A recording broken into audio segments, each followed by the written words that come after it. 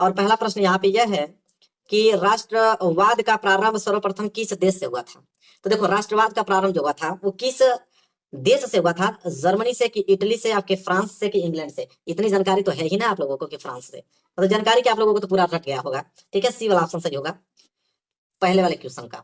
दूसरा प्रश्न है कि फ्रांस की क्रांति हुई थी, अब बताइए फ्रांस की क्रांति कब हुआ था, 1788 में, 1789, 1790, 1787 में। और इसका राइट आंसर होगा 1789 में फ्रांस की क्रांति हुआ था। बी वाला ऑप्शन जो है बिल्कुल राइट आंसर हो जाएगा इसका।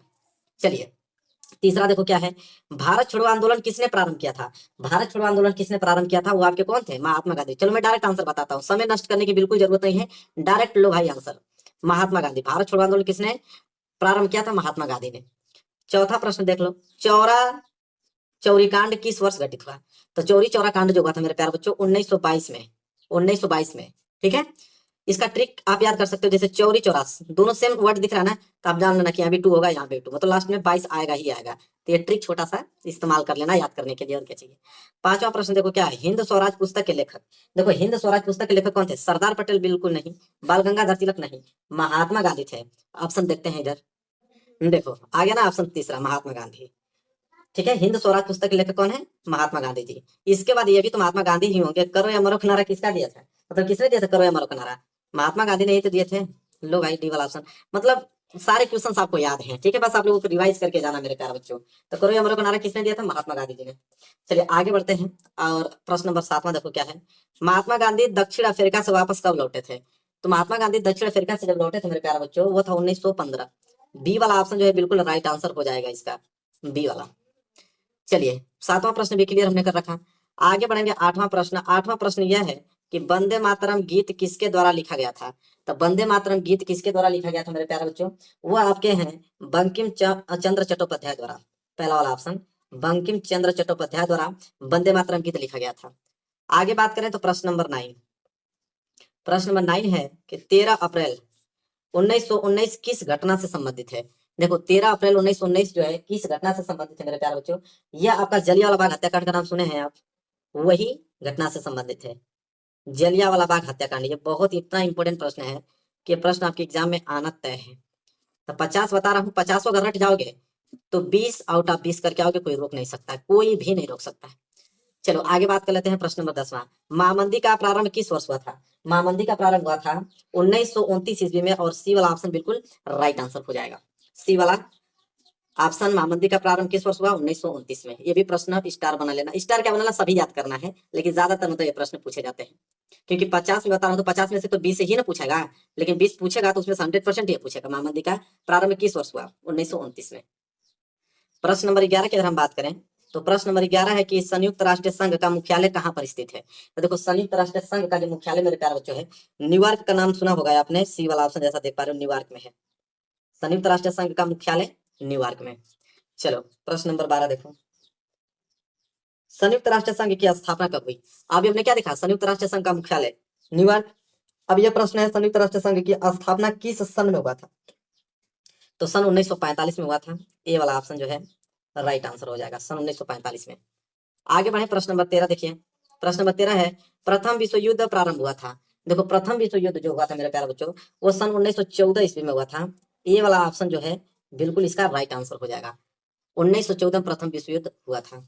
चलो देखो प्रश्न नंबर 14 क्या है, भूमि एक संसाधन है, मतलब भूमि एक कैसा संसाधन है, प्राकृतिक संसाधन है कि मानव निर्मित संसाधन है कि सौर ऊर्जा से निर्मित संसाधन है, किनमें से कोई नहीं। तो भाई देखो भूमि जो है ना एक प्राकृतिक संसाधन होता है, इसलिए पहला वाला ऑप्शन जो है बिल्कुल राइट आंसर हो जाएगा। कैसा संसाधन होता है, भूमि प्राकृतिक संसाधन होता है। इसके बाद प्रश्न नंबर 15 देख लो क्या है, निम्नलिखित में से मिट्टी का प्रकार नहीं है, मतलब मिट्टी का प्रकार कौन नहीं है। अच्छा ये बताइए, काली मिट्टी होती है कि नहीं, बिल्कुल होती है, पीली मिट्टी भी होती है, लेटराइट मिट्टी भी होता है, सीमेंट मिट्टी का नाम आपने सुना है कभी, जी नहीं बिल्कुल नहीं, सीमेंट सीमेंट होता है, मिट्टी थोड़ी होता है। तो यही वाला हो जाएगा, क्योंकि इसमें प्रश्न बोला था कि निम्नलिखित में से मिट्टी का प्रकार नहीं है, सीमेंट जो है मिट्टी का प्रकार नहीं है। 16वां प्रश्न देखो क्या है, 16वां प्रश्न है, निम्नलिखित में से किस राज्य में काली मिट्टी पाई जाती है, मतलब किस राज्य में काली मिट्टी अधिक पाई जाती है। ठीक है, तो आपके पाई जाती है गुजरात में, बी वाला ऑप्शन, गुजरात में सबसे अधिक काली मिट्टी पाई जाती है। तो बी वाले पे आप लोग बिल्कुल सही कर लेना। चलो प्रश्न नंबर 16 भी हो गया, प्रश्न नंबर 17 की तरफ बढ़ते हैं। चलिए देखिए आगे बढ़ते हैं, प्रश्न नंबर 17। प्रश्न नंबर 17 जो मेरे प्यारे बच्चों वह है कि पर्वतों पर मृदा अपरदन का साधन है। तो पर्वतों पर मृदा अपरदन का साधन जो मेरे प्यारे बच्चों है वो आपका है हिमनद। क्या है? हिमनद। बी वाला ऑप्शन जो है बिल्कुल राइट आंसर हो जाएगा, हिमनद।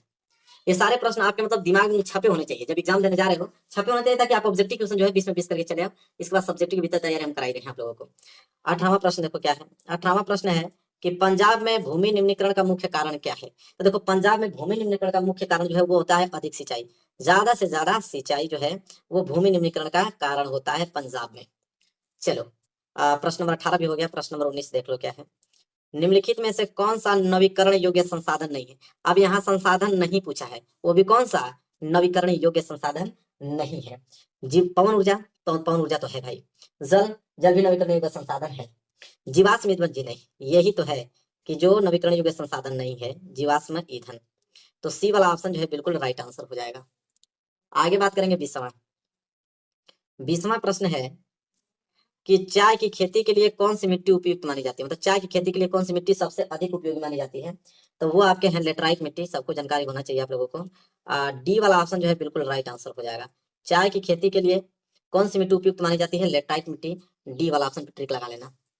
आगे देखो प्रश्न नंबर 21 क्या है। निम्नलिखित में से किस राज्य में सीढ़ीदार खेती की जाती है। मतलब सीढ़ी नुमा इस तरह खेती बनाकर किस राज्य में की जाती है। पंजाब में, कि हरियाणा में, उत्तर प्रदेश में, कि आपके उत्तराखंड में। मेरे प्यारे बच्चों उत्तराखंड में। उत्तराखंड में सबसे ज्यादा अगर खेती आप देखोगे ना तो सीढ़ी नुमा बनाकर की जाती है। तो डी वाला ऑप्शन बिल्कुल राइट आंसर हो जाएगा। चलिए प्रश्न देखिए 22 क्या है। प्रश्न नंबर 22 कि निम्न में से कौन सा एक व्यक्तिगत संसाधन नहीं है। तो व्यक्तिगत संसाधन कौन नहीं है इन चारों ऑप्शनों में से मेरे प्यारे बच्चों, वो है आपका खनिज संसाधन। देखो खनिज संसाधन जो है वो एक व्यक्तिगत संसाधन नहीं है। तो डी वाला ऑप्शन जो है बिल्कुल राइट आंसर हो जाएगा। ठीक है, खनिज संसाधन। चलिए आगे बढ़ते हैं। प्रश्न नंबर 23 देखते हैं। देखो मेरे प्यारे बच्चों प्रश्न नंबर 23 क्या है, इस पे मैं ट्रिक लगाता हूँ। क्या है कि निम्न में से कौन सा संसाधन पुनः चक्रीय, मतलब पुनः चक्रीय हो। तो लोहा, पवन ऊर्जा, ज्वारीय ऊर्जा, के आपके पशुधन। देखो लोहा, लोहा एक ऐसा है ना कि जो पुनः चक्रीय संसाधन है। मतलब लोहा की कोई चीज बना लो, ठीक है, उसको बिगाड़ कर फिर उससे कोई दूसरी चीज तुम बना सकते हो। ये बात तो तुम लोग भी जानते हो। इसलिए लोहा जो है कैसा संसाधन है, पुनः चक्रीय है संसाधन है। इसके बाद 24 क्वेश्चन देखो क्या है।